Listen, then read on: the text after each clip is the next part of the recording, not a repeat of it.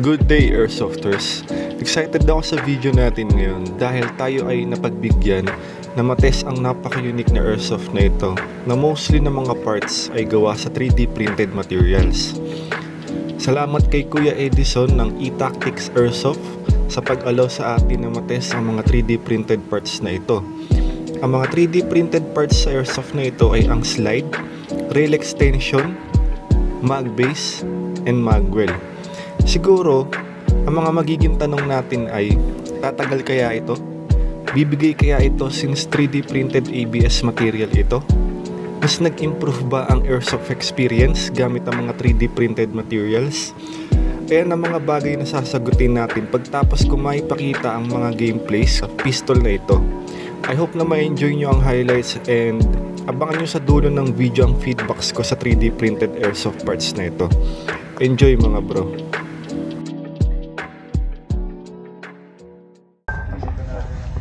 Kung nasa si Bernie, nandun ako. Medyo hindi ko kabisado sa left ah.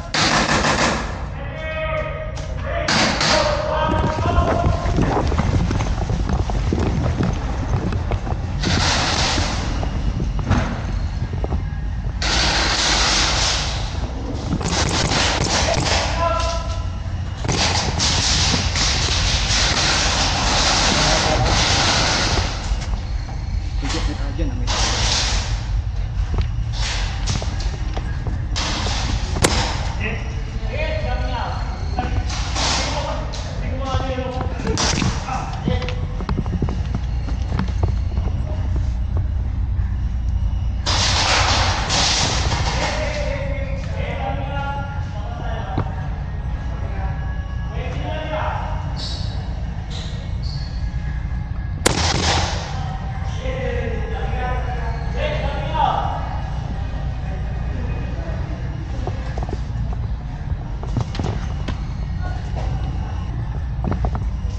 toe down dito ah, toe down dito ah.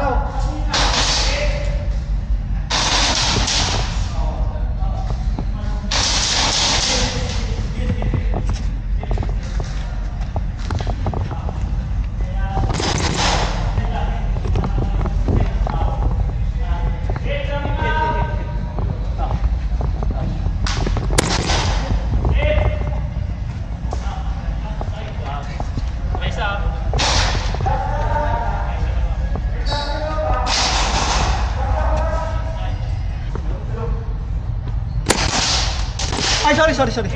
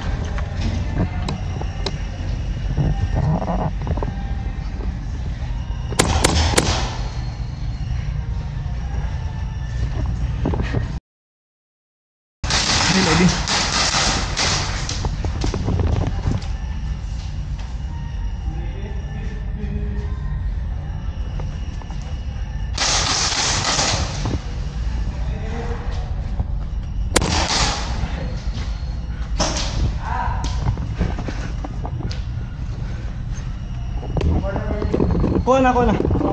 Okay. May isa pa. May isa pa.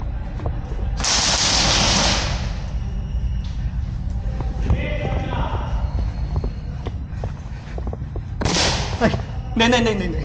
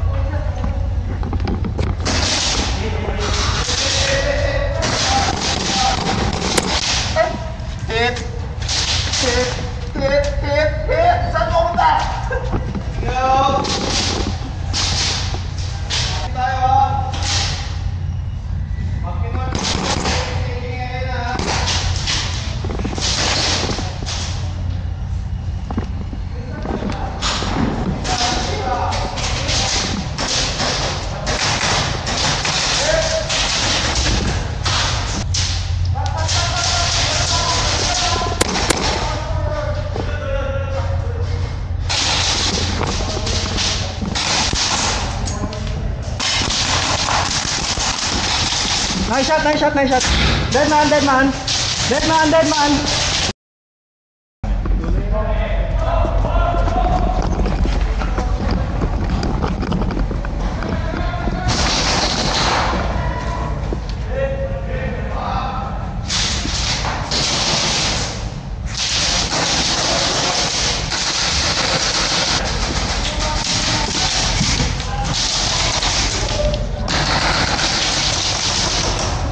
Side door.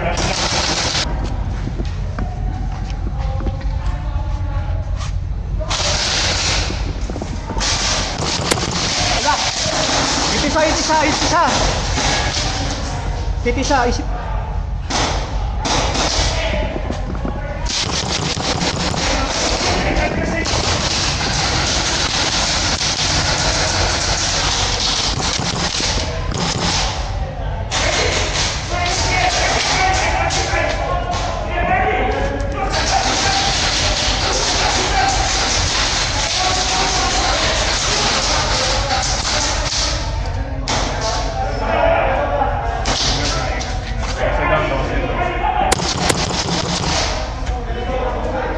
One down na.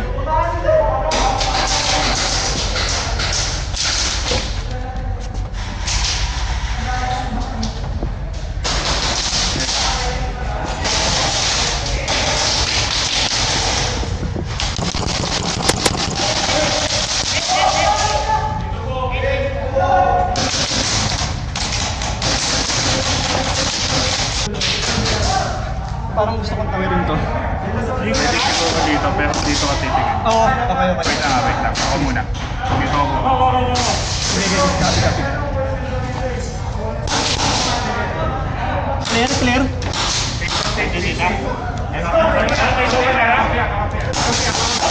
Tatawid ako.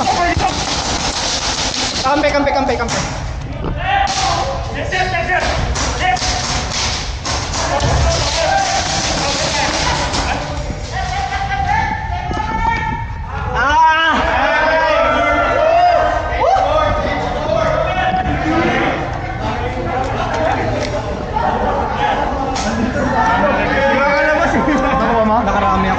Nakarami ako doon. Oo. Pero nung pagpasok ko dito, wala na ako nakuha dito.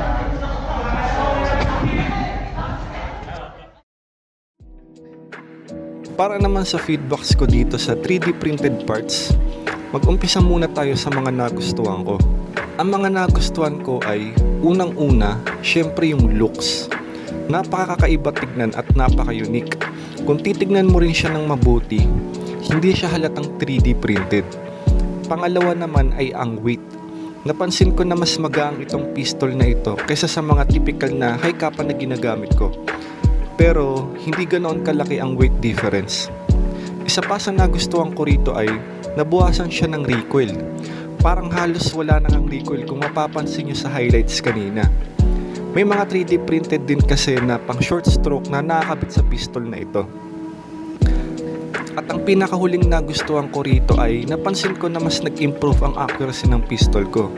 Dahil maliit ang butas ng slide, kaya wala na masyadong play o hindi na masyadong gumagalaw-galaw ang outer barrel kapag bumabaril. Ito yung mga nagustuhan ko sa 3D printed parts na ito. Talagang napakasulit and magandang upgrade kung gagamitin mo rin ito sa inyong high capa units. Para naman sa mga hindi ko nagustuhan, medyo kanya-kanyang preference tayo rito sa part na ito. Pero pagdating sa looks, syempre nawala yung pagka-realism ng itsura ng Airsoft replica. Para siyang nagmukhang laruan na. Pero gustong gusto ko pa rin yung looks niya, kaya nga talagang sobrang thankful ako na mabigyan ng chance na matest ito. Na-mention ko lang ito dahil yung ibang airsofters ay mas prefer talaga ang realism pagdating sa airsoft. Pagdating naman sa quality, hindi ko masabing sirain siya dahil sa buong araw namin na tinest ang 3D printed parts, wala kaming kahit anong naging aberya. Nasabi rin sa akin ni Kuya Edison ng E-Tactics Airsoft na talagang binugbog niya ng gusto yung unit para ma-check kung bibigay ito. And so far, hindi naman bumigay. Wala rin akong na-experience na naging aberya noong ginagamit ko ito the whole day sa game namin. So pagdating sa quality, wala pa akong makitang butas or aberya. Kailangan nga lang na naka-short stroke siya dahil kung hindi naka-short stroke ang unit habang naka-install ang 3D printed slide, nag-i-stuck yung slide sa hammer. And yun lang airsofters, sana nagustuhan nyo yung video na ito. Kung gusto nyo pa makakita ng mga gantong content, ay kindly subscribe to my channel and hit the notification bell para laging updated kayo sa mga future videos na ilalabas ko. This is Nero Airsoft. Salamat sa panonood mga bro.